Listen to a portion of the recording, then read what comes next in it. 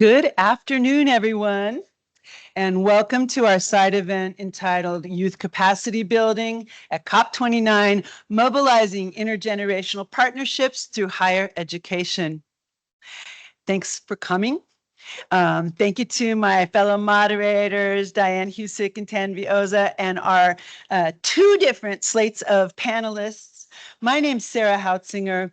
I teach anthropology and environmental studies at Colorado College, a four-year liberal arts school in Western United States, with an emphasis on immersive, engaged learning and interdisciplinarity. And to kick us off, I'm going to touch on some points that contextualize why we framed this panel the way that we did. First of all, there's that devilish category, youth. Many of you know that United Nations defines youth in a somewhat unusual way, up through 35 years of age. And right now, there are interesting discussions about really trying to separate children and youth as really different constituencies. But as I raise in every introduction to anthropology class I teach, what are the universal categories of social difference in different societies? There are only two, and one is gender and another is age, but race, class, ethnicity actually are not universal. The unique thing about age, and therefore youth, is that it's a relative category. Sometimes we'll hear some of our speakers, I think, occupying both the youth and the elder category at the same time, and a relational category, but especially it's a durable category, right? Stick around long enough and you too will find yourself being an elder. And we were all once youth, which is not the case for any of those other categories of social difference that we all have experienced it at some point. I think one of the challenges and one of the pieces that comes behind our thinking for this panel is that it's not a very durable category, and often our work as youth can be perishable. And so one of the questions that we're wanting to look at is how do we build on the work that we capacitate youth to do and not encounter the problem of constantly reinventing wheels and remaking, starting over from scratch. The Yeah Network has made, and that's the network that we're part of. Many of our colleagues are here. Hello, yeah, colleagues. And that stands for the Youth Environmental Alliance in Higher Education. We have made a real point when we bring students to COP to create points in the programming where they can insert themselves as presenters. We say it's like the Burning Man, the arts festival in the Southwest United States of climate work, in that there are no spectators. Everyone should bring something to the table. But sometimes that's challenging because we have to think of programming often long before we know who we'd be bringing. And so making that truly organic and authentic in terms of what our individual participants and delegates that are youth would bring has been sometimes challenging. So it's in that context of thinking, are the things that we're asking youth to perform or contribute truly reflections of their concerns, their experiences, their positionality, that when we started hearing expressions like offloading climate work onto youth, or youth washing, or even COP washing youth, that we saw that there was grounds for really problematizing what this means and wanting to go more toward an emphasis on intergenerational partnerships, transmission in both directions, reciprocity in both directions for our focus. And lastly, our panel wants to address some of the affective, the emotional dimensions of climate work. Climate work changes us, and it should change us. We know that. For my part, when I started teaching in this area, because it wasn't my training, it wasn't for search for any kind of originality, but many of us have turned toward this work, I was surprised to find myself fashioning learning objectives like providing resources to forfend paralysis and despair. And that's a piece that we're increasingly seeing needs to be part of academic training and experiences. So that's one of the pieces that we'll be asking our panelists to talk about today. Some of our work, for example, has involved continuing the practice of holding Talanoa dialogues and really storytelling out of individual experience. So we're really building on climate work through our embodied experience, our located experiences in our communities, and therefore cross-cutting some of the abstractions that the focus on science and policy almost exclusively in the early decades of climate work has led to. Many other things I could say. We'd like to talk about education, providing things beyond the correct skill sets, but also those for relationships and mentoring relationships, partnerships, et cetera, how this ties into some of the sustainable development goals like SDG 17, partnerships for the goals, et cetera. But I'll leave much of that to our panelists and our other moderators. So let me turn it over to Dr. Diane Husic, who's going to set the stage for our panel's responses.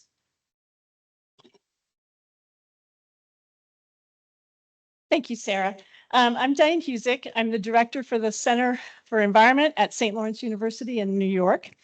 And I think you're going to see real quick the difference between an anthropologist and a scientist. This graph, many of you may have seen this before, the Keeling curve, that measures the CO2 that's in the atmosphere from a site in Hawaii, the Mauna Loa Observatory. And it started in 1958, and I pulled this down a couple days ago, so this is about as current as you can get. But I added to this the different generational cohorts that you might know as Gen X, Gen Z, and so on, and where they started on this graph. And then before that, it was the baby boomers, which actually started before the 1958 mark of the Keeling curve. I also added some key events, both in the history of the UNFCCC and in my own life. A few observations from going through this exercise, and it's an interesting way of telling the story. CO2 levels have increased 34% in my lifetime. What does that mean? Well, when I started graduate school and was doing work in a lab that did work on climate change, the CO2 levels were about 340 parts per million, and 400 parts per million was the level that we use as this experimental high level that we would never get to in our lifetime. The first measurement in excess of 400 parts per million was in May of 2013. And then in April 2015, it was the first time in all of human history that levels stayed over 400 parts per million for an entire month. Anyone born after 1980 has experienced a new normal in terms of global temperatures. Last year, Earth's average land and ocean temperatures were 2.12 degrees Fahrenheit or 1.18 degrees Celsius above the 20th century average. And 2003 beat the next warmest year, 2016, by a record-setting margin of 0.27 degrees Fahrenheit. The UNFCCC was adopted 32 years ago, long before the current students in this room were probably born, and before Generation Z and Alpha were even imagined. And we are a long way from solving this problem. So this has led to headlines like this. It's no wonder that younger generations are both worried and angry that we haven't done more to address this major environmental and humanitarian issue. The youth are the ones inheriting the planet, including the fallout of rising emissions, worsening national disasters, resource shortages, and cascading crises that climate change causes. According to a 2023 student voice survey conducted by Inside Higher Ed in the United States, 45% of high school students considered environmental sustainability in their college enrollment decision. 81% of college students say they're at least somewhat worried about climate change. This is an excerpt from a manuscript that I published earlier this year. And basically, I referred to the fact that we have terms like eco-anxiety and climate grief in our lexicon now. And I have heard so many of the younger generations saying that they're really concerned about having children because they don't want to bring them into this world of uncertainty. Yet on campuses, what we hear constantly is the concern about student mental well-being and campuses that aren't necessarily taking climate change seriously. And so there's a disconnect there for not only the students, but also many of us who work in this area. As Sarah mentioned, the YEA network is a group of institutions. These were the sort of the founding institutions, but now we've added many, many more to our mix. And our key mission is empowering the next generation of leaders and agents of change. At this COP, 24-year-old Bhat Mathura from Sri Lanka, who's the chairperson for Commonwealth Asia Youth Alliance and the UNICEF Young Climate Champion, noted that, quote, if world leaders say we are leaders of today and not just tomorrow, why aren't we at the table now, shaping the ambitions of the future? Young people must be recognized as partners in creating, implementing, and monitoring the NDCs. And just yesterday, there was a new film launched by Act Now Film, Youth Climate Leaders as Agents of Change. And in the opening for that, Christiana Figueres, the former UNFCCC Executive Secretary, noted that what we're negotiating at COP29 and beyond is not about us. It's about the next generations. So it's high time young people have a meaningful voice in national and international climate negotiations. And that film is available on YouTube. The empowerment of the next generation was also the theme of a global survey that was conducted in 2023 by Ernst & Young in Junior Achievement. This global survey showed differences across those generational cohorts. For instance, in terms of awareness of environmental issues, especially the global nature of challenges, with the Gen Z and Gen Alpha being the most aware.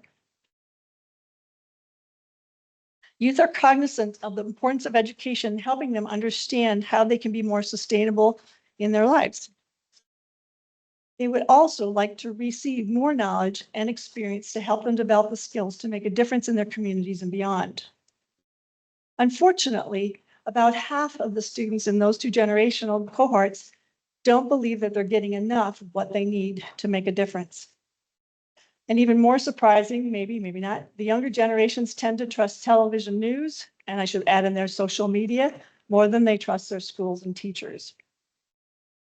Based on that, it begs the question as to what we need to be doing differently in our educational systems. In the UNFCCC event yesterday entitled How to Attract Youth to Green Innovative Opportunities, it was noted by many of the attendees that there's a lack of knowledge of green jobs across the disciplinary interests. And not only among the youth who are setting their career paths or deciding what to study in college, but among high school counselors who never mentioned green jobs as an option for them. At last year's conference, COP28 in Dubai, the UAE Minister of Community Development and the COP28 Youth Climate Champion said that the climate crisis is intergenerational and, quote, an all-encompassing challenge that needs the collective effort of humanity to be resolved. And I believe that can be said for any of the environmental or social challenges we are confronted with now. This concept of being united and bringing the brightest minds, i.e. all of those of you on a college campus, to author a, quote, radically hopeful future for our planet is exactly why we're here today. What can and should we be doing at colleges and universities to equip students with the knowledge, skills, and experience they need? And how can we better and more authentically work across generations to address climate change and other pressing global challenges? So I'm going to turn now to our panelists, and I'll quickly introduce our first set. We have first Dylan Tansteer from the University of Connecticut in the United States. Next to him is Naiiya Patel, also from the University of Connecticut in the United States. And then Jamie Harvie from Colorado College in the United States. And Havalin Haskell from Colorado College. And on the far end there, Basmallah Rawash from the British University in Egypt. And so I'm going to ask them questions, and we'll start with Dylan, we'll start with you, and then we'll just go down the line for the same question. So, and Diane, can I just mention, we are going to have a period of audience participation directly following this first panel. So do be getting your questions to the ready, and then we'll do that again after the second panel. All right, thanks for that reminder. All right, so to the students here, I'd like you to talk about what intergenerational learning means to you and why it matters for climate action. And if possible, if you can give an example from your own experience. So Dylan? Yeah, thank you so much for the question. And I think I'd say I have a lot to say on this issue. I think ideally what it would look like is really a reciprocal relationship, you know, where we're looking at the youth and, as Dr. Husic said, we're the people who care the most about this issue, it seems, and it's going to be affecting us for the rest of our lives. I see it as the issue of our generation, and it's going to be incredibly important that we address it, but we're not going to be able to do it alone. We need to be building trust and building relationships with, our elders and the people who are in positions of power to actually move the institutions to places where they need to be to tackle the problem. And I'd love to give some examples of, actually two examples. I'd like to give a good example and a bad example of intergenerational partnerships. So on the good side, I think I'd like to talk about my activism work. So the University of Connecticut, we're a university powered completely by carbon, natural gas. We have a natural gas plant on campus and a part of a student activist group called Fossil Fuel for UConn that's looking to decarbonize the campus as well as divest our endowment from fossil fuels. So in that fight, we've tried to build a coalition of students, but also faculty and staff to broadly have a coalition so the administration can take us seriously. So in doing that, I've built relationships with many professors over the years who recognize the importance of the issue, and I think have really helped us along the way. So I think specifically one of the big things is administrations, they really count on the youth just kind of turning out, right? They come in and 4 years later they're gone. So maybe their first 2 years, they're just learning the ropes. Third year, fourth year, they understand the problem, but they don't really know how to tackle it. So they lose that institutional knowledge. So in that reciprocal sense that I mentioned earlier, students and professors really have to share their perspectives and experiences with each other so they can best tackle the issues together, because without it, we're siloed, we're doing our work individually, and it really doesn't matter. And I've been really lucky to have professors who have been able to use their voice, use their institutional position to advocate for important policy changes and spread the message about the importance of decarbonization and divestment. On the other hand, though, you have people in the administration who see that work and they might do things like, I think you mentioned earlier, youth washing. So bringing on people who, so this is my bad example, I'll say. So in the decarbonization fight, the administration assigned us an envoy to try and work with us to provide solutions for decarbonization. And we were all, the youth, we recognized the problem and we wanted to face it with the people in the administration. We were really hopeful. But what ended up happening was the person that we were interacting with he had this contradiction in his mind. It was that us youth are responsible for bringing up all of the solutions in that we can figure it out, right? Oh, we have a problem with the grid. Oh, well, don't worry about that. You'll figure that out in the future. But at the same time, also talking down to us entirely and saying that, oh, well, the solutions are in technology, right? We don't have the solutions right now, and these things that you're telling us, we'll figure it out later. So I think it really comes down to listening to each other. If you don't have that listening aspect, that reciprocal kind of way of thinking, you really lose that trust. And I think trust and listening, reciprocal relationships is what it comes down to for me. Naiiya? Okay. I mean, for me, the intergenerational learning part really comes from the idea of like there needs to be support, acknowledgement, and like action on both ends. And that's the distinction I make in my definition. I just want to see with older generations, not just sharing information, but also action on their end. I think yesterday really highlighted it for me as it being a youth focused day. In so many of the panels, all I heard was youth are our future and that the focus should be on them and educating them. And it was all coming from an older generation of panelists, but none of it was focused on, well, what are they doing to help us and support us in that fight? So for me, I want to make that distinction in the definition.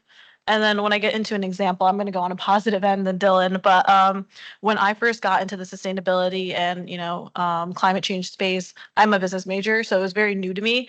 And my first experience was what you were talking about with eco-anxiety and that overwhelming fear of this problem is huge. What am I supposed to do?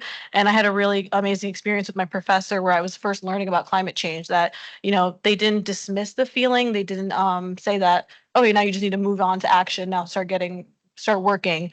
It was a really great dialogue of like, I felt this way too when I first learned about climate change, and here's what I did, but I think you could do better in, dealing with it, improving with it. They shared resources with me of, other people that are facing that dread and how they solve it.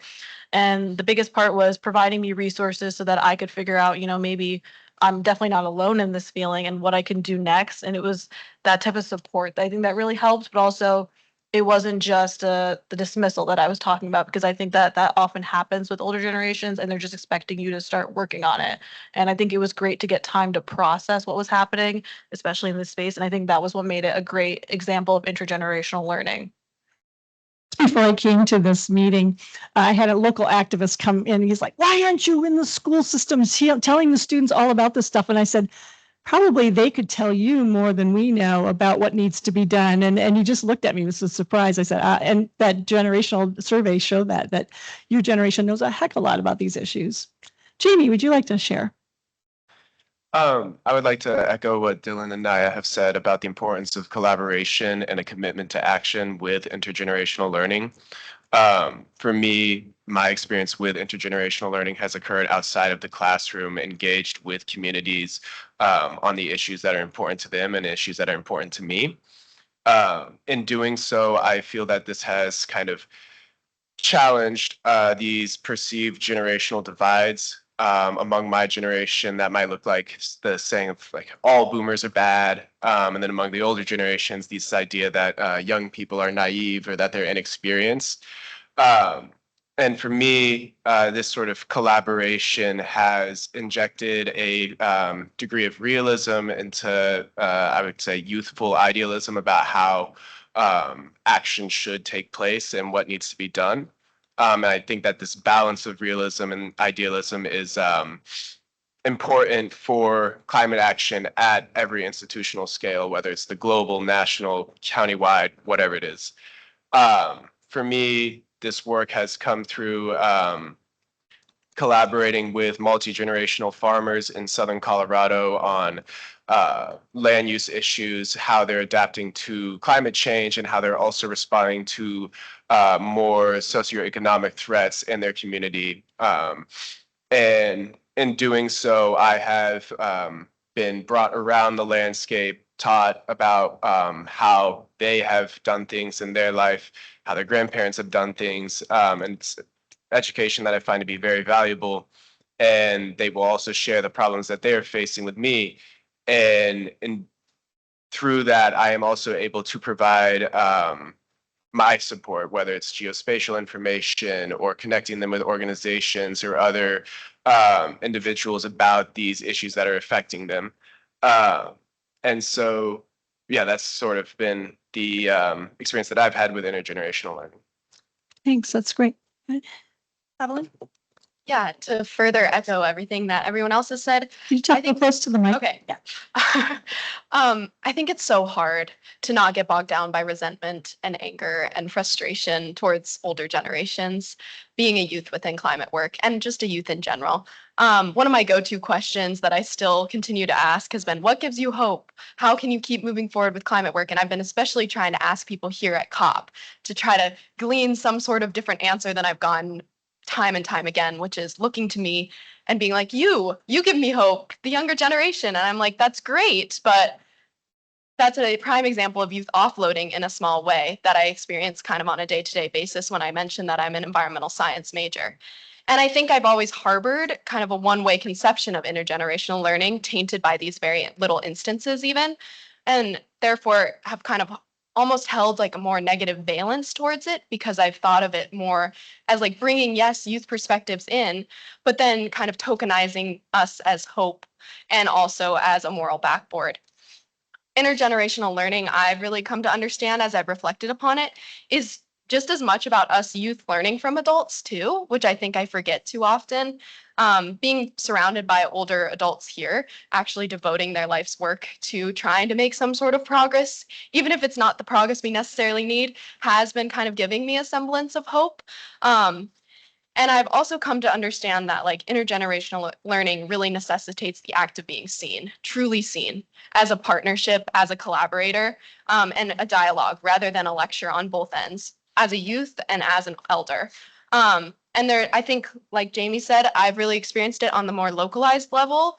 These really successful intergenerational partnerships. Specifically, I have a couple examples. The first one being I've spent the past 5 summers doing stream ecology research and at the Rocky Mountain Biological Lab under the tutelage of Dr. Bobby Pekarsky. And I was really caught off guard, first of all, that a PhD professor who's been doing climate work for almost 47 years took me under her wing and showed interest in me. But then I was just so caught off guard by the fact that she would sit beside me streamside, collaborating with me and treating me with the same mutual respect that she treated any of her colleagues. And that was so self-reaffirming for me. And she also was so interested and invested in learning from me and approached our relationship with such a humility and a curiosity that I had never really experienced. And so I think most of all, like, she really showed me the power of seeing a young person as someone to really partner with. And then similarly, another person, James Cox, has a climate change foundation, and he came to my high school and showed us the film Kiss the Ground. And that was a really powerful moment for me for other reasons, but he connected with me because I was the head of the sustainability committee, and he did what Bobby did, but furthered that by enabling me with financial support, also knowledge, to then transmit that language and that solution to the younger kids in my K through 12 school through a composting program. And so I think that was the real essence of me, like, experiencing intergenerational learning, because he empowered me with his knowledge that I got to be the mirror of that and transmit that further down the line. And it really made me feel empowered in getting to act, and then also the younger kids in my community being able to act through composting. So these are 2 examples of intergenerational learning that have ultimately led me to pursue environmental science as my major and continue to do further climate work. Thank you. Basmallah? So I'm going to start with a very cliche sentence. I believe my colleagues have very perfectly covered what intergenerational learning is. But yeah, but basically, it's the creation of a space that allows us to really share our experience, our wisdom, our knowledge equally across generations. And what I think that means, and I would like to bring a more local, global South perspective to the conversation. When it comes to Indigenous knowledge and nature-based solutions, there's a lot that we as the younger generation are not aware of. Until now, there's a lot of knowledge that the older generation, our parents, our grandparents, and generations before us carry that we then use to implement when it comes to climate action, to localized climate action, to the adoption of Indigenous knowledge in climate action. So that's one aspect of intergenerational learning that I really want to highlight when it comes to our experience. And the thing is, while the older generation brings in the wisdom and the experience, with climate action specifically, there's a lot of struggles when it comes to policy, when it comes to the trials and errors of reaching where we are today. And then we as youth, we bring in this urgency of the fear that we are carrying the burden of what we did not cause. And it's this amalgamation of both experiences that really then creates the climate action that we aspire for, that we want. So when it comes to examples, I'm going to mention 2 examples. One that addresses my experience with the older generation and one that addresses my experience with the younger generation that I am. So I'll start with the younger generation. I do a lot of climate education back home in Egypt. So we go to schools, primary schools, up to high schools, and we give sessions on climate action. And I went there with a judgmental, to be very honest, perspective on how will children, basically younger than the age of 10 years old, accept the knowledge that we're giving them? Will they realize the urgency? And what surprised me was they were honestly a lot more aware than I am at their age. They carry a lot of knowledge as children. They carry a lot of aspirations for their own futures that then taught me that I need to take the knowledge from the younger generation and then carry it forward. And when it comes to the example of the older generation, so I'm 22 years old. With climate education sessions that I do, I find myself in situations where I am providing sessions to people maybe double or even more my age. And that creates such a fear in me of how accepting will they be of the knowledge that I am giving, knowing that they probably might know more, but they also might not. And again, what surprised me was at our current age, there's a lot of respect, this mutual respect. There's this change in consciousness that the younger generation do carry a lot of knowledge, do carry a lot of experience. And so what I found with giving sessions to an older generation is that they're a lot more accepting of what I am giving than I expected them to be. They have a lot more hope in me than I might even have in myself.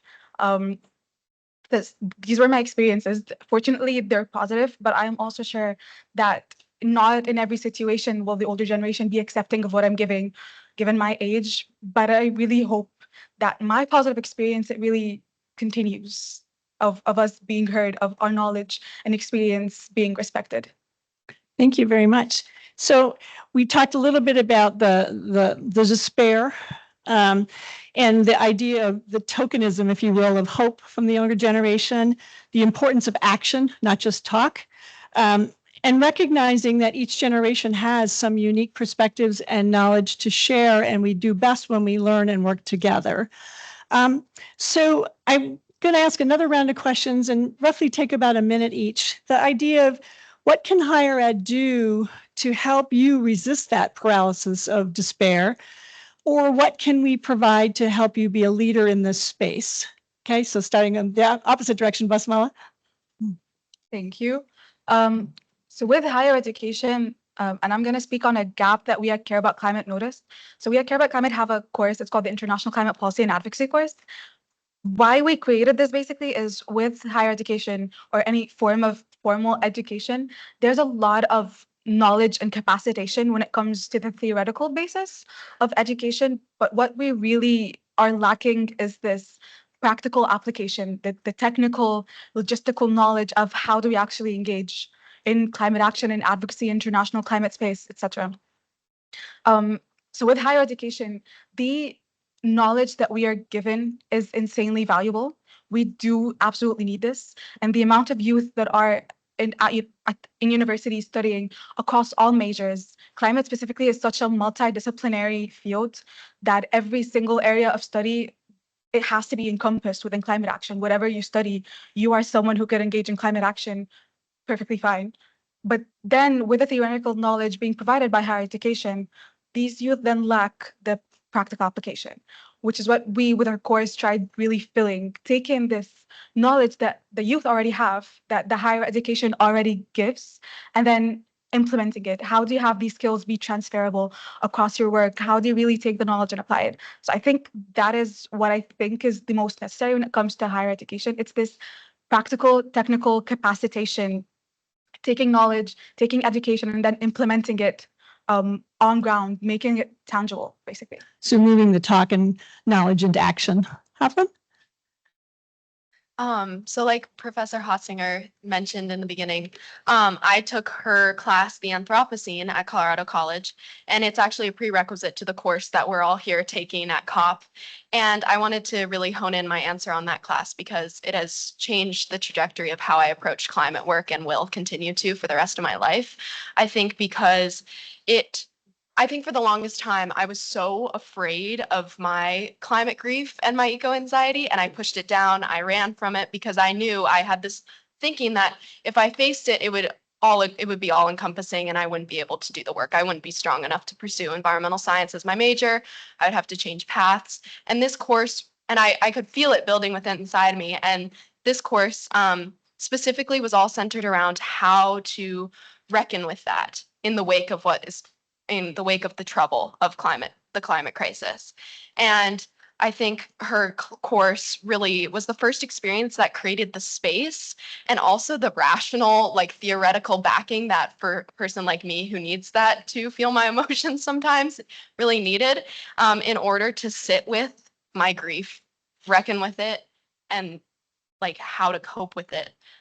Specifically, our course centered around this idea of developing our own spokes of coping.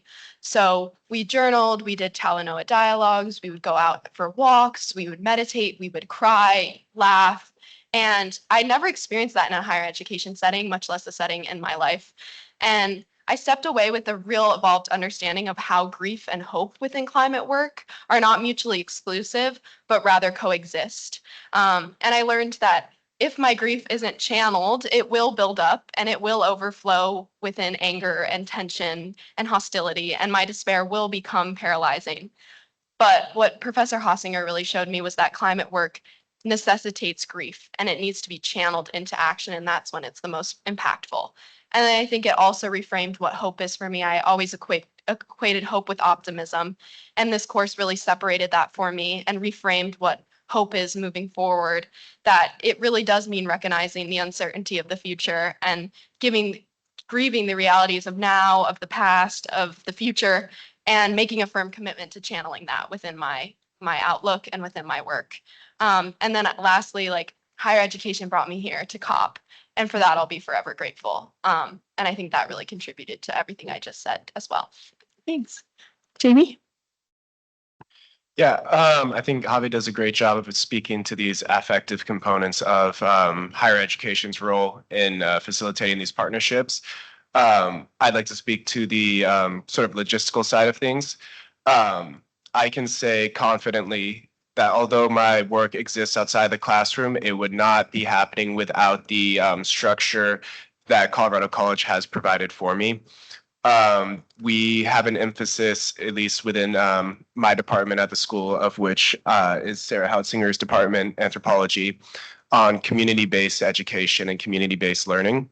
And what this does is it connects students with organizations and institutions and individuals that are involved in various different aspects of the climate action nexus, whether it's public health, whether it's ecological restoration, environmental law, or education, or anything in between. And through this community-based learning, students are able to work their way into these organizations, into these institutions, and kind of build off of what the classroom has set for them. And from there, I think that higher education, at least for me, has been instrumental for continuing to support this through intellectual guidance, through financial resources, and through giving me the time to do so.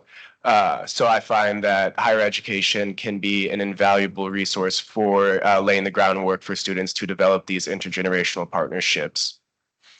Naiiya? I mean, I think for me, like, as I mentioned in my example of my dealing with like climate anxiety and eco anxiety, I think honestly the support was from the fact that like it was my first time learning about it, and that was so overwhelming. Being a business major, it's like there was no area really in the beginning of my education of any talk about climate change or environmental issues and how that would impact my future career. And it was through the requirement that the University of Connecticut has of that you must take an e-course where I first took a climate change class, and like I was overwhelmingly like presented with the information that, you know, brought up forward that eco anxiety. And I'm grateful that there is a requirement, because that, like, for someone who was never interacting with it to all of a sudden be overwhelmed with that information, it was really powerful, and it obviously like changed the trajectory of my life. So I definitely champion that and those requirements of to continue to learn. But I think just incorporating more intersectional learning is the biggest part for me, because some students may be able to get away with a college degree without, you know, interacting with these environmental issues, but every industry is going to be a green industry. So I think that continuing to provide those opportunities for students to interact with these issues in whatever major, whatever, you know, classes they're taking is really important. And I think that it would really, really be helpful. Great, thanks. And Dylan? Yeah, I think I'm going to echo what Basmallah and Jamie have said before, and really just seeing the university take action where in the face of what it's been teaching. So I think so much of what I've been learning is what is possible and what we need to do to face the crisis that is in front of us. But the paralysis that I face is I'm not seeing any of it happen. So I think that universities really have the responsibility to serve as kind of a learning laboratory and show their students who might not be engaged in sustainability, who might have a vague idea of, oh, the climate crisis is bad, but I can't really do much about it. Show them what can be possible at the university scale. Show them what decarbonization looks like. Show them what sustainable development looks like, and put it in front of people's faces. And that way it can be exported into all the kinds of industries and all the kinds of knowledge creation that hopefully these students that are graduating from these institutions will go on to do. So I'm hearing both allowing a place for students to test ideas, but also that institutions should model for the rest of society and for students what sustainability or good practices in climate change are. But thanks. So we're going to open it up for a discussion, but before we do, thanks to this first panel. And now to lead or facilitate our Q&A, we have Tanvi Oza. She's the International Policy Manager at ClimWks Center, which was co-founded by Monash University in Australia and the Meyer Foundation, working with the Monash Sustainability Development Institute. Take it away.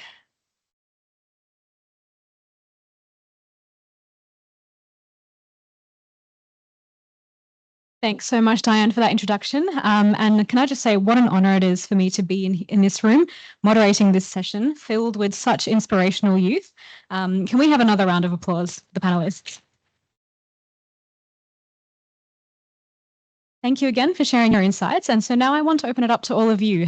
First of all, we can have a bit of an informal Q&A session, and then we can also, I'll ask a few more questions to you all to build on what the panelists have said. So I'll open it up to Q&A.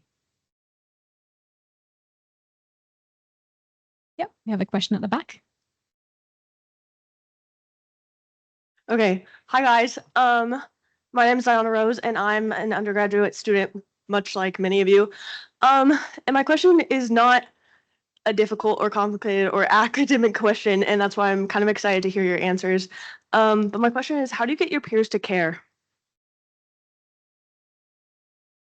Great question. I might start with you, Dylan. Yeah, it's thanks for the question, and it's a difficult one. It's one that I feel like I face all the time in the activism work that I do. It's tough because I think in a lot of cases people do care and they recognize the problems that are in front of us, but they're hopeless to what they can do about it. So, you know, I think for those big actions or those big, like, you know, rallies or things, getting people to come out and say, if you come to this, you can make a difference. So I think what I would say is provide people an outlet to that is meaningful. That is not just, and it's hard to do because in a lot of cases you don't know what people are going to be doing, if it's going to have any kind of impact. And that's a tough part because sometimes you're like, well, you come to this and nothing happens afterwards. Now you feel like you didn't do anything and you're not going to come to the next meeting or next rally or what have you. So it's a really difficult thing. And I'm not sure I have a full answer for you, but giving people the opportunity to act, I think.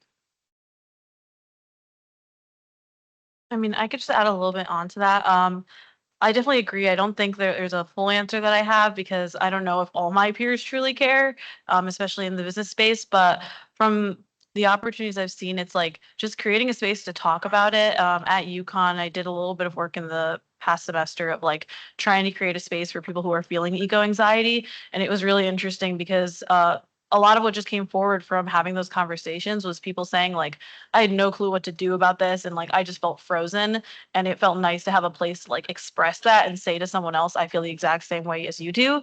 And I think that obviously that eventually channels into action as eco anxiety, eco grief, all that does.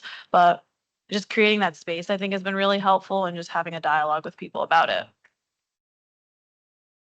Yeah, I would say, unfortunately, for my friends and for my roommates and my peers, I just don't shut up about my research. I don't shut up about the work that I do. And so in doing that, I also try and bring my friends and my peers into these discussions about the work that I've been doing. I will ask them for advice about, like, how do you think I should approach this situation? What questions do you think I should ask? And what they would do in that situation and how they would handle it. And I think that can put them into this framework where they start to consider what's actually going on, what sorts of action that they would like to see, and how that could come to fruition. And I think also in some ways, this is, I think, particular to the local work, but I will bring my friends down to the area that I do research, show them around, kind of share with them in the kind of splendor of it all. And so in that way, they can kind of understand why I care about it so much. And then hopefully that translates to them caring about it.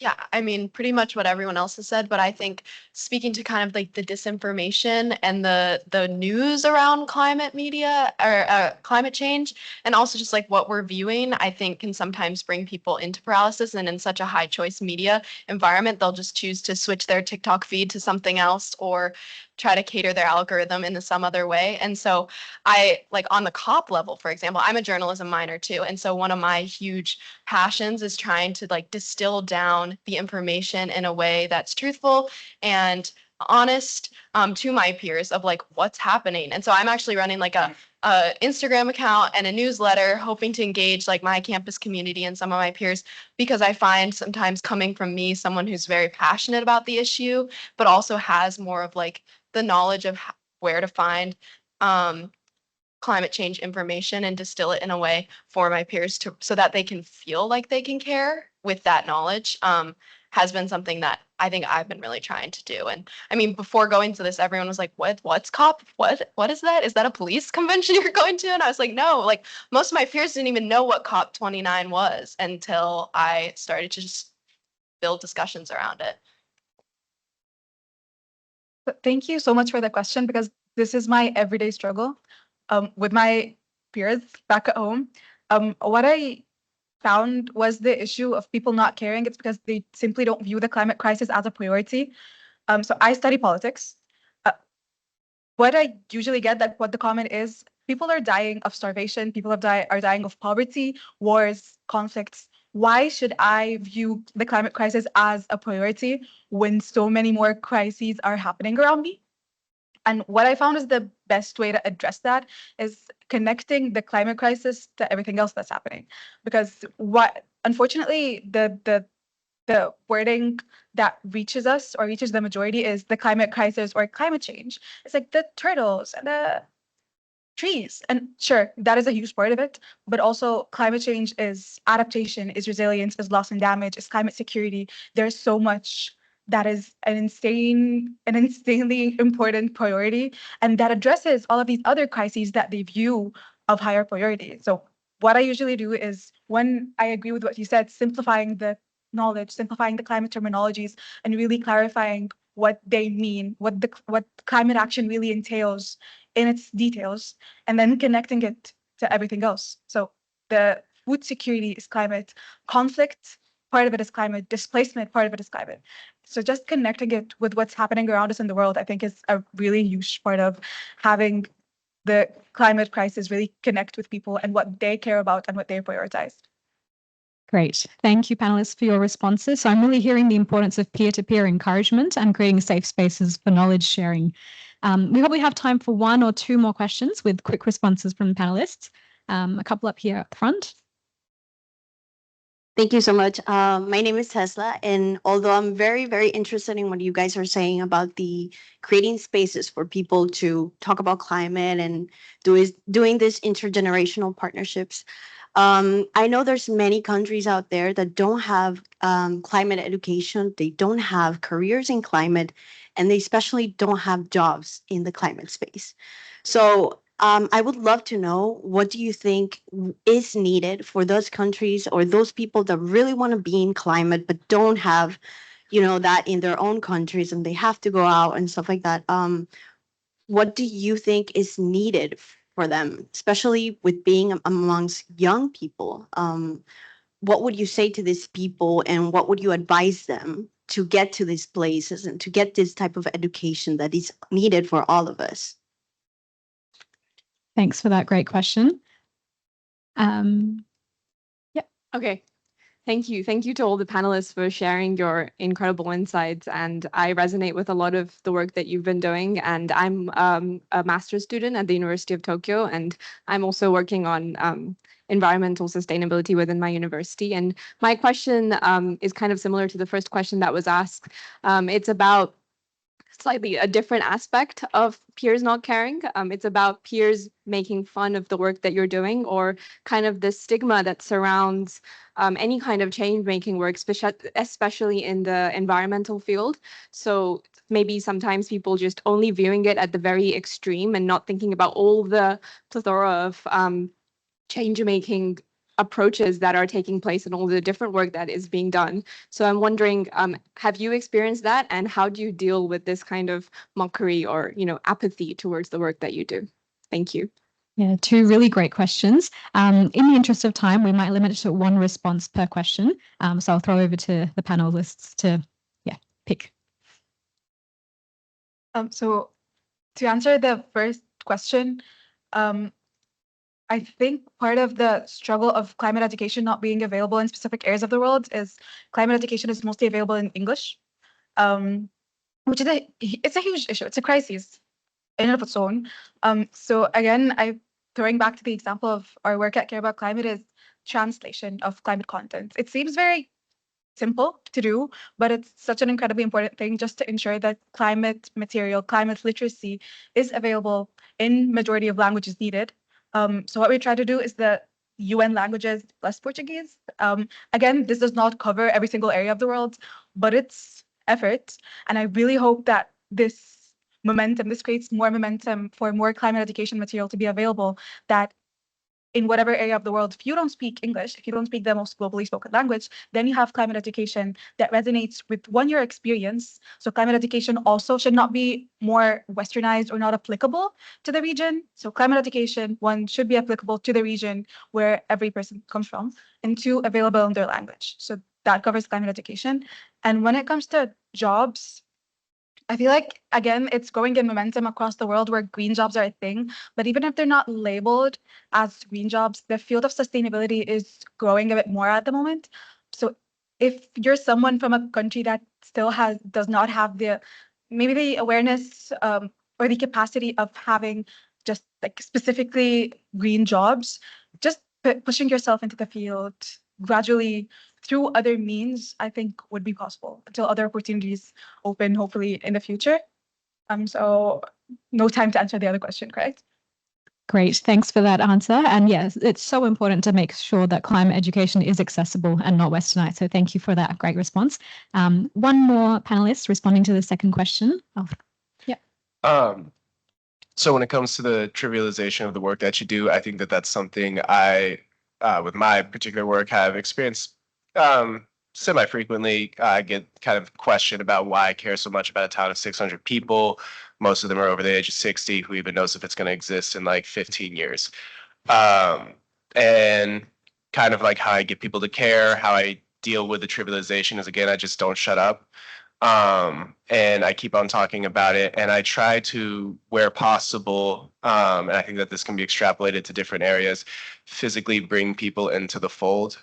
Bring them down to the community, show them kind of my favorite, scenic vistas, or just kind of take them on a tour around the area to kind of show like what it is that has made me so drawn to this place, has made me really care about it so much. And I think when I've done that, I have gotten, I think, more understanding about why I care about it. And I, face less trivialization after the fact. And I think you can apply this to different forms of climate action or protests in general. If there's physical events, I think trying to just bring your peers, bring your friends to those, kind of show the community and the kind of collective unity that occurs in these spaces. I think once people see that, they start to feel a bit more understanding of what's happening.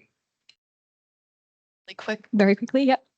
My one thing is just own it. Like, I've found your passion will transmit. If you're passionate and the people around you care about you, they're going to want to be passionate about what you're passionate about. And like really embracing it and owning it and being vocal, and also just like taking it as your thing and making it known that like, yeah, I stand for this, and I'm really passionate about it. I just have found that like passion really makes a difference. And so, yeah, that's all I have to say on that. Great. Thank you again to all of our panelists. I'm sure this conversation could go on for hours, but we will need to wrap it up there. So another round of applause. We will have a second session with audience Q&A, so do hold on to your questions. So to kickstart the second session, I'll hand over to Sarah. And as the next group is coming up, I'll just mention to the person who asked about places where there isn't climate education, there is a network of universities from least developed countries. And if anybody's interested in that, I can provide a contact. And the Marrakesh Partnership, if you've heard about that, it's for non-party stakeholders working in parallel with the UNFCCC. And one of the things that they're very interested in is capacity building and education, especially to areas that are not getting it. So there are areas where this is starting to bubble up. Thanks, Diane, and thanks to our first panel. As our second panel is getting situated, I'll explain how we're going to organize this one because it's a little bit different. We asked this group, who are slightly older youth, taking advantage of that UN definition, up to 35 years of age and or more experienced, to consider a similar set of questions. I am going to go ahead and let you all know the questions that the panelists were given, and then give them a little bit more time each to make a free-ranging response to any of those that especially speak to them and tie into the stories that they want to tell. So the first question we asked was also about the importance of intergenerational education, but especially what some of those challenges might be for intergenerational partnerships. A second one was about this question of the durability of this work and how do we build on the successes or lessons taken from previous work instead of simply reinventing the wheel. The third question we put to them had to do with seeing a science of different generational perspectives and their views on risk potential and various solutions or at least proposals in response to climate change, such as geoengineering and techno-fixes, such as nuclear energy. And what kinds of differences do they see, not only across the generations, but through the progression of time and the deepening of the crisis. And the last question has to do with their involvement in climate action, advocacy, and activism over time. And how does that look over their life courses so far? How has it changed at different chapters in their professional and personal development? Okay, and so we will turn it over to them. I'll briefly, actually, why don't I let each of you introduce yourselves as you begin to speak rather than speak for you. And since Emma's nodding at me so avidly, I'll let you go ahead and start. No, you got to push that button. Oh, and great. probably bring it a little closer even. Good to know. Can everyone hear me now? Great. My name is Emma Daly. I'm a PhD student at Boston University and I study forest ecology. It's okay. Go ahead and go down. That's not a bad idea. Sorry about that. Yeah. My name is Corey Husic. I finished a PhD at Caltech about 1.5 years ago and currently working as a fellow through Caltech. And then I'll be starting as a faculty member at a small college in the coming year. My name is Kaavi and Pathmasiri. I only just recently finished my degree about 1.5 weeks ago. I'll be joining a economics and policy consultancy in Melbourne. I study mechanical engineering at Monash. Hi, everyone. I'm Pam Templer. I'm a professor and chair of the Department of Biology at Boston University in the USA, and I'm a forest ecologist and biogeochemist. Okay, thanks. And why don't we just go ahead and do the same thing down the road with you beginning, Emma? Yeah, that sounds good. So close to the mic. Okay. So I was thinking about this answer, and I think I have an answer that probably covers most of, or multiple of the questions that were asked, and it's changed so much over hearing everyone else in this room speak over the past hour. Everyone had such amazing insights, and it was really great to hear all the different experiences. But I think when I think about intergenerational climate work, what it comes down to for me is the difference in personal experience that different generations have had with climate change. I think in talking to folks in older generations, it's often the case that they had a career path first and then took a tack toward climate work. And I think for my generation, I'm 27, I was never not aware of global warming and environmental issues when I was growing up. I think that guided my career rather than the other way around, which can be a big difference. And I remember specifically, like when I was in 5th grade, I grew up in Rhode Island and we went on a field trip to a landfill. And it was the only landfill in all of Rhode Island, and they were quick to point out that it was going to fill up in the next couple of years. And what kept being said over and over again in my memory was like, this is your problem now. Like, this is an inherited issue and you have to deal with it. This is now the problem of your generation. I think that can be an analogy for how we're taught about climate change to begin with. I think my journey toward like feeling at all empowered toward the climate crisis really has been largely independent of my education. And for me, that looked like figuring out a career path where I could make a positive change and feel like I was doing something. And I think instituting like parts of education that can empower people, intergenerational work is a huge part of that, right? Because older generations have had time to figure out what works, how to make positive change, how to like have life experience and learn about the way the world works. And so those connections can be very empowering, genuinely, because if you feel like you don't know what to do and you feel like there's a big problem that's facing you, what is that supposed to do except to make you feel hopeless and out of control? And so I think those connections in particular can be super empowering. And I think that's at least the time that I went to school, that was largely missing in my education. And I think that would be a really effective intervention, especially in making younger generations feel like more empowered and less paralyzed, less hopeless in general, which I think is always the way toward productivity in the climate space.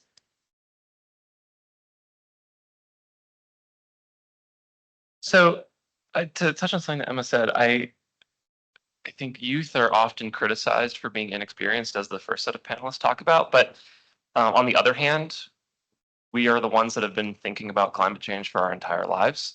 And so I like to think that because we've just gone through our entire lives, and whether or not we're touching on it directly in school or talking about it directly, we're hearing about it, we're thinking about it, it's on our minds. And so I think that counts for something. I was in I have the unique perspective of having been to COP meetings both now and as a teenager. I was here for COP 16 and 17 in Cancun and Durban. And when I was here then, I was largely involved with the Youngo constituency. So that's the youth and children NGOs. And at that time, it was sort of a transitional period for Youngos because I think they were fairly new as a constituency group. And they were largely seen as sort of the activists. They were the one holding the actions that were happening in the hallways. They were the ones being loud. And that was sort of the reputation that they had. But from our perspective, the reason that we were doing that is because that was the only voice that we had here at COP. We were standing in the hallway shouting because otherwise we were just quiet and sitting in the corner. And so I think that really transformed the way I think about activism. I think often you think of it as people being loud, people being annoying, and on one hand that is the point, but sometimes that's the only voice that those people had, and I think that was a really interesting perspective. However, the way Youngo has started to become what it is actually started around COP 17, where we took a step to say, okay, people are just labeling us as activists. People are just saying, oh, those are the kids raising their voices. And so we just took the step to say, let's just make something that looks official. Let's put our thoughts into a document that looks really nice and is filled with all of the things that we want to say. And we did that. So what we did is we worked on an implementation toolkit for Article 6 of the convention, which is all about how society can be involved with implementing solutions to climate change. And we distributed that to a wide variety of parties, NGOs. It's submitted as a UNFCCC official document. You can find it in the online library. And what we started finding is that organizations were reaching out to the authors of that document saying, oh, we're really interested in this. And then we'd meet with them and they would be surprised that we were a bunch of 16-year-olds. But I think that was a really important perspective both for us and for those other people that saw, oh, wow, we really like this document. And then to see that it was written by a bunch of kids, but was actually an effective document. And so I think that really touches on a key element of this, is that it's silly to just throw away the work that older generations have done, even if we do have critiques of it. But what we do have to do is be willing to critique it and be willing to look at it critically and analyze that for what we agree with, what we disagree with, and then be willing to voice that. So we're handed things that have gotten a good start, but we need to pull those apart. We need to pick those apart and find what works, find what doesn't work, and then find people that are willing to talk about that and move forward that way. If we just sort of are handed a document and said, this is what you have to work with, you're just going to hit a stalemate. And there's no way to move past that. But if you can open that dialogue, I think that'll go a long way. So in Australia, just before COP, about a week before COP, our national research organisation put out its annual report, State of the Climate. And essentially it said that Australia had passed the 1.5 degree threshold in terms of global warming. So we've dropped the ball already. There's nothing else we could do except kind of band together, all hands on deck, kind of put our heads together and do something. So that involves bringing together as many people as possible, young and old, through all sorts of different intergenerational partnerships. And I think where you see it most is at universities and higher education, where older people have lots of kind of lived experience, institutional knowledge, and you have young people that are able to bring the energy and passion, and also like are not averse to kind of courting controversy or finding themselves in hairy situations. So I think that's kind of the value that I see in intergenerational partnerships. Throughout my time at university, I've been involved in a variety of different committees. And as an engineering student, STEM engineering, these are all kind of disciplines that constantly changing. From the moment I started my degree about 4 years ago to now, the things being taught in the classrooms are completely different. So we shouldn't just look at like intergenerational partnerships, but also like intragenerational partnerships as well. And the flow of knowledge goes both ways. A team that I was involved with was to do with plastic recycling. And this is something that, has been historically pretty, disregarded. So we have plenty of engineering lecturers at university that know a lot about polymers and how to make them, but none of them have really done any work with recycling and end of life. So students are able to kind of pick up this knowledge that they're learning in the classroom and apply it in some sort of different context, which I thought was really valuable.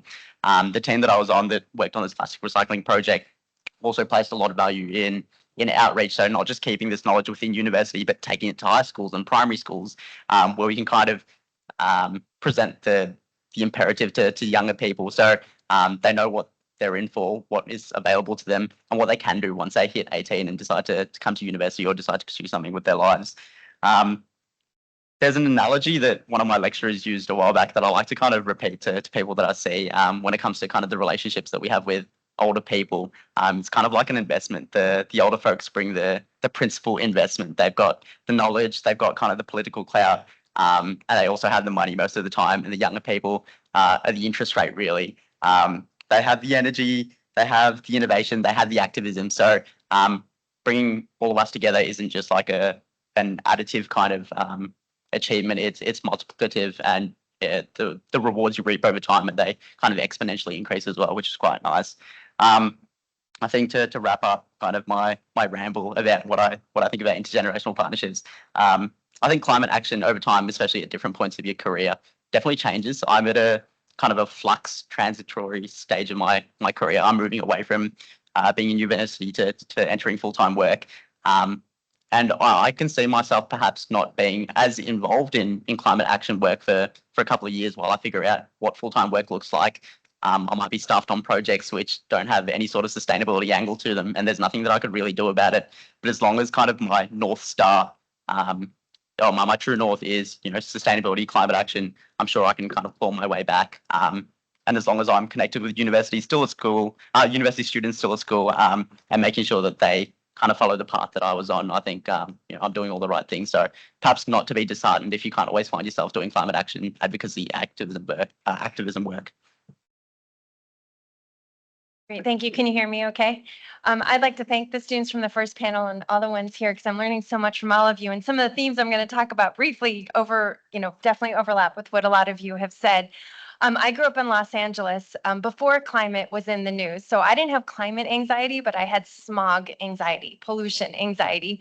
I grew up at a time when you couldn't see the mountains 5-minute drive away that were 10,000 feet tall because there was so much bad air pollution. And I was surrounded by concrete in all directions. I went to college in Northern California, in one of the most beautiful places on the planet, and just was amazed by how wonderful it was there. However, every one of my environmental science classes were gloom and doom. It was negative. It was how we're wrecking the planet, how we're losing biodiversity. I didn't see much hope there at all. However, when I got to graduate school, things really changed. And some of you talked about requirements you had. And I think higher education can do a lot by having certain requirements, because it gives you license to do the work that you're passionate about. So for example, when I was in graduate school, we were all required to do a policy internship. And I was lucky enough to go to the US Senate and work in Senator Moynihan's office, again, to see firsthand how environmental policies and laws are put into place. And since I've been a professor at Boston University, I've been trying really hard to basically pay it forward, pay it back to all of our current students by giving them those hands-on experiences, which is what I think really gives people hope and optimism when you're doing something.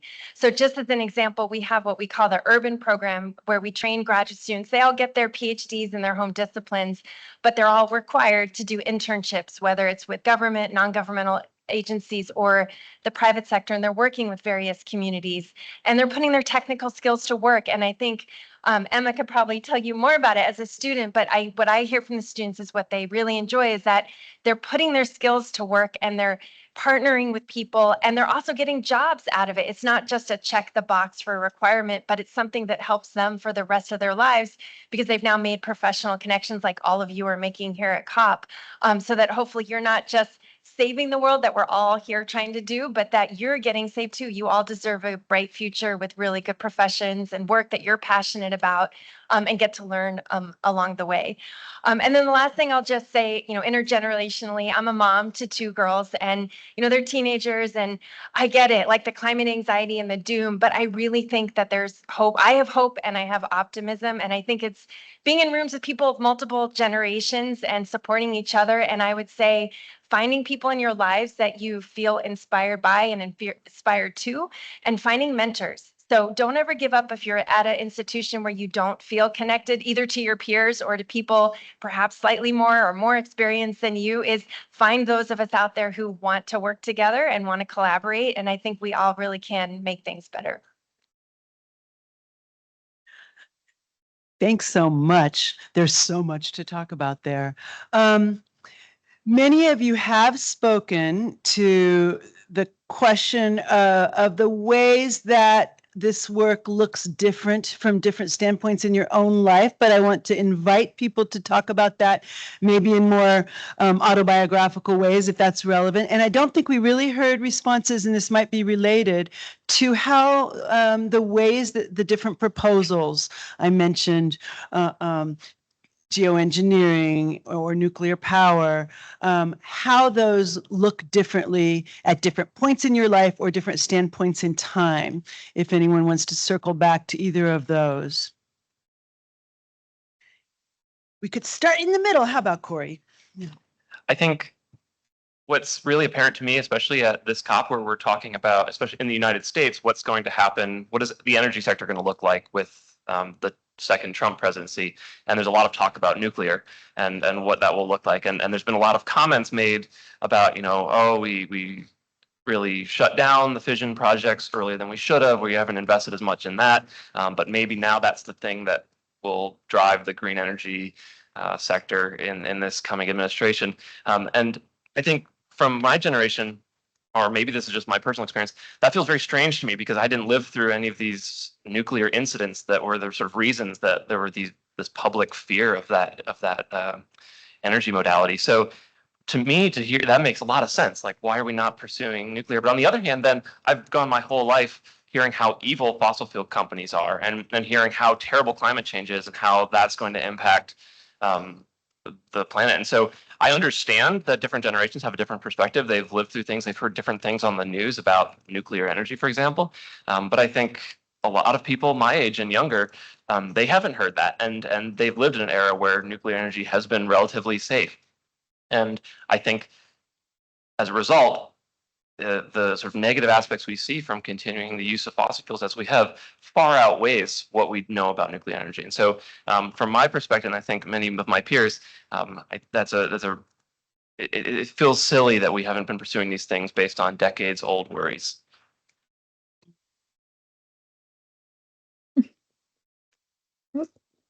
Okay, come on in. Oh, sure. Yeah, I'll just mention nature-based solutions because that's the sphere my work in our lab works on, is looking at forests as sequestering carbon, and any carbon they take up obviously doesn't stay up in the atmosphere. And I'll be honest, I feel torn about it as a potential solution because on the one hand, I don't think we should be letting companies off the hook by just saying that they're sequestering carbon when it's not always actually creating extra carbon that's being stored in biomass.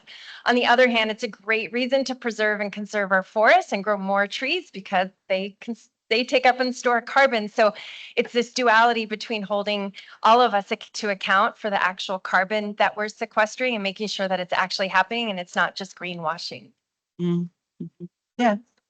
And I'll just build off of that because I think I used to be a person when people would ask me about even solutions like geoengineering or even like nature-based solutions, I was really wary of the moral hazard. I was really wary of the exact same thing of companies just being able to like sign away or like not change their behavior at all, but look like things were going better. And I think in the past couple of years, I've definitely had to change my perspective on that because I think there actually are degrees to which there are different degrees of severity. And I think having to adapt that over time was definitely not something that came naturally to me.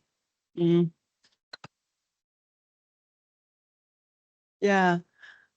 Okay, well, it's interesting. There are definitely some themes here. And I asked about science proposals. We could have similar conversations about blended finance between public and private. We could have similar conversations about carbon markets and the like. We could have similar conversations about who should be at the table. And one of the things I think we're seeing is that all of you bespeak in some ways getting to more finely grained positions that have more shades of gray and maybe less black and white, yes or no, good or bad, and being able to tolerate degrees of ambiguity in terms of this kind of work. Great. Well, if no one wants to add anything, why don't we shift to having our other moderator, Tanvi, come up and invite some audience participation. Great. Thank you, Sarah. Hello, everyone again. So I might jump straight into it. Do we have any burning audience questions that we want to pose to the panelists? Yep.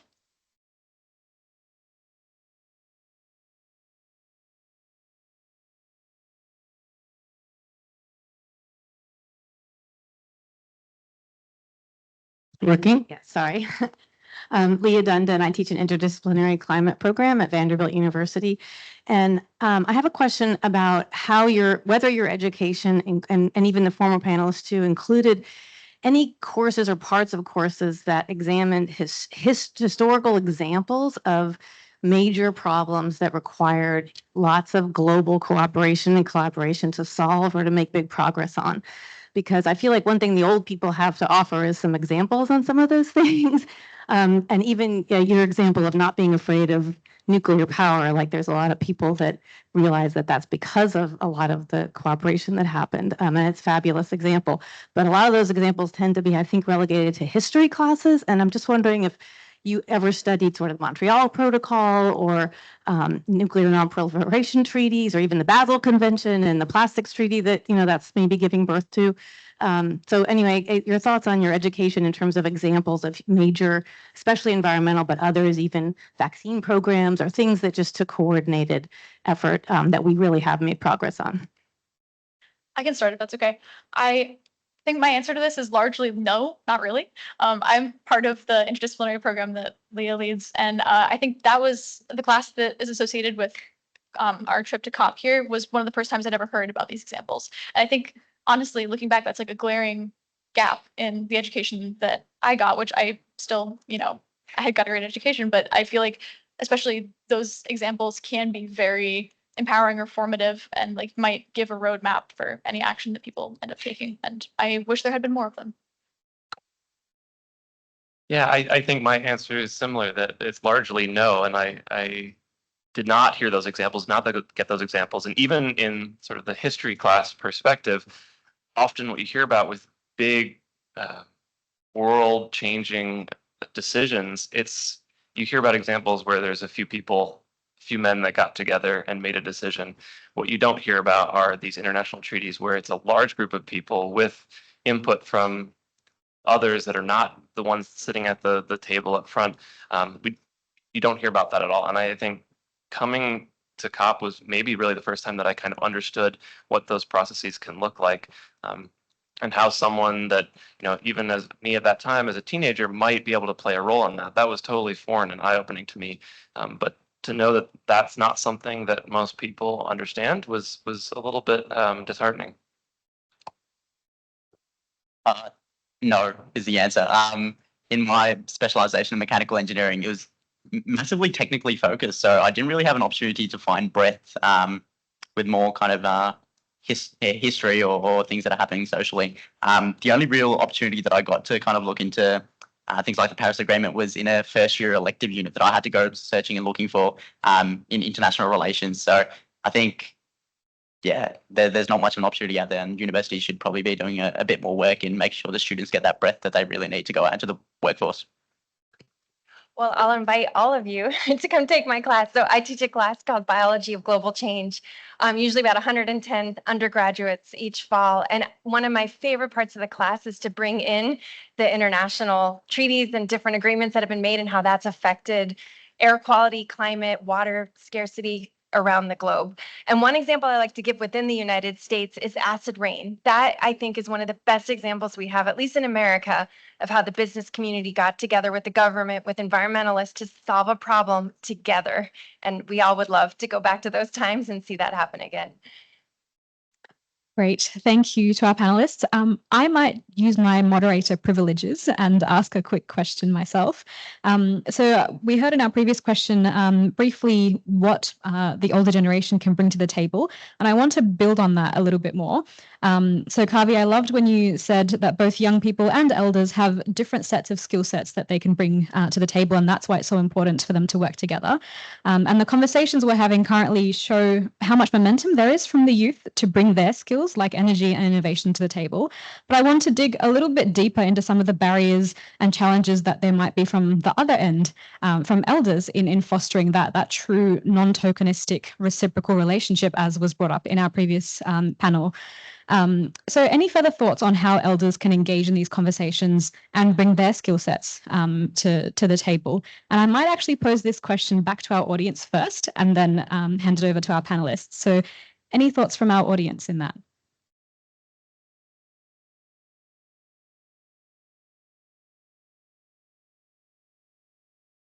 Elder thoughts. Silence. We definitely have a few elders from our community in the audience. So What? Not to single you out. nothing. Silence. All right. While people are thinking, I'll offer one.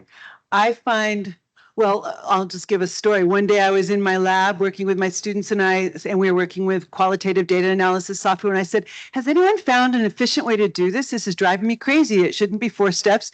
And they're like, oh yeah, we have. And then they showed me their way, which was 6 steps, and sort of, and it's a good example. I often will say, you know what? My mother learned and forgot more platforms than you guys have ever seen in your life. And so sometimes I think there's sort of a digital hubris of we're the digital generation. And yet people who have been in work systems have often, some of us are more ham-handed than others. I can be somewhere in the middle for sure. And yet the assumption that we don't get how to work with tech, it can be, and I think Jamie especially spoke to some stereotypes about generations that can really get in the way of that sort of cooperation. So that might be one example of the sort that you have in mind. Great. Thanks, Sarah. Any others from the audience before I pass to our panelists? Nope. All right. I might hand over to you. Yeah, I think for this question, I'm thinking about how different the map can be for people in different fields to get involved in climate work.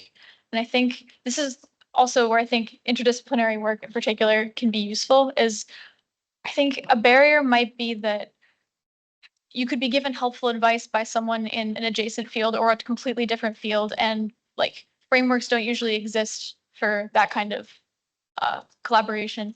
I think opening those pathways can be a really educating, but also like very fulfilling experience, is to feel like you're learning from people who have tackled similar problems in a completely different way or with completely different methods. I think one thing for me, and that has been abundantly clear in this set of panels, especially in the first panel, is how much of an impact a single dedicated, passionate person can make. And so if you are able to be that elder who happens to be in a position of power, whether that's, standing in front of the classroom or a mentor of some sort, and you're able to express that passion, I think that can go a really long way for changing the minds of even just a few students who then, as we heard, are going to encourage their fellow students to go out and pursue those things as well.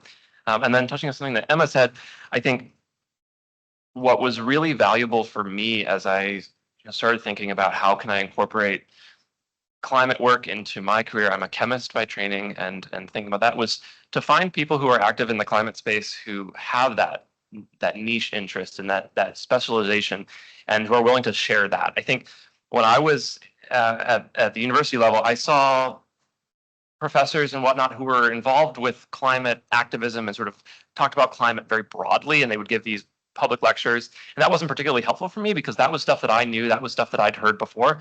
But it was then hearing those specialized seminars from a professor talking about their particular interest or how they're combining their skills as a scientist, as a humanist, as a writer, to then approach the climate. That was really valuable to me, and I think to other students who were able to then connect those dots between what they might be studying, what they're passionate about, and then this other issue that they're passionate about that may seem like it's on the other end of that sort of academic spectrum. In like an Australian context, we have a very deep history, and we have lots of First Nations and Indigenous people, and we have lots of kind of elders in the Pacific Islands as well. And these are really well-respected members of the community. But historically, they've just been excluded from kind of higher education, tertiary institutions, and haven't really had their seat at the table. And looking forward to like COP31, when it's hopefully coming to Australia and the Pacific Islands. These are the voices that we really need to hear, because they hold like so much knowledge over thousands of years. They've kind of taken care of the land, and they did a really good job of it before colonization took place.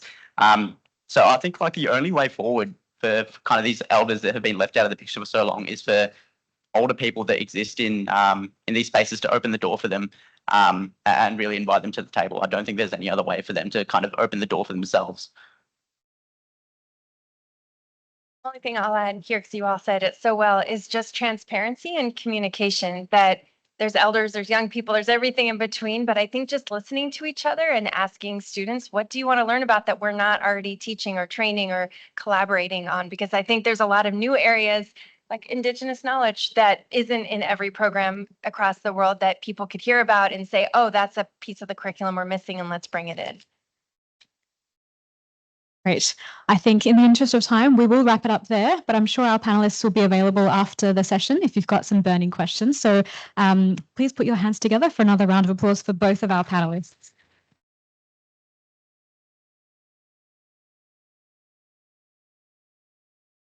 We've covered so much ground today, from youth offloading to eco-anxiety, the importance of reciprocal relationships, listening, building trust, and Indigenous knowledge, which is held by our elders. So yeah, I think it's been such a great session. Thank you so much for your inputs, and we'll close it there.